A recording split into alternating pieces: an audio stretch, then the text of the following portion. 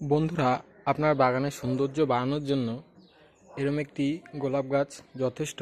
আর যদি একটি ডালে এরকম 6টি কড়ি আসে, তাহলে তো আপনার বাগানের সৌন্দর্য আরও দ্বিগুণ বেড়ে যাবে। দেখুন, একটি মোটা ডাল নিচে, সেই ডালের ওপরেই 3টি ফুটেছে এবং এরম 3টি কড়ি এখনও আছে। এটি ডাচ ভ্যারাইটির গোলাপ।